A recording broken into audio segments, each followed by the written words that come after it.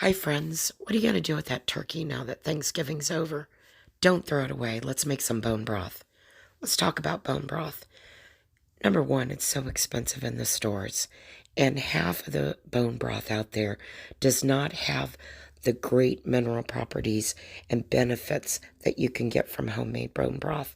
It has glucosamine. The reason they call it bone broth is we're going to cook this down to where the bones are breakable. You could smash it, get some of that bone marrow out of there. That's where the goodness is. So I have this in a roaster, and I'm going to go ahead and add some celery, onions. Leave the leaves in there. Leave the peels on the onions. That onion peel gives it a very deep, rich flavor. We're going to be straining this anyway. Put carrots in there, garlic in there. You could put thyme, basil, all the goodness, all the things that you love in your broth. You're going to add apple cider vinegar to this. Apple cider vinegar helps draw out those good properties in the bone marrow.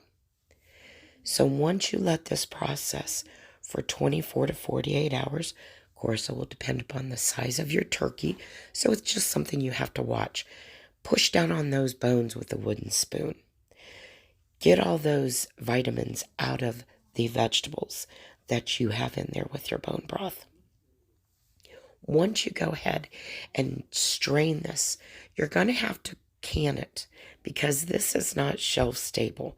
If you put this into your refrigerator, it's going to go bad in a week. It's not going to last very long.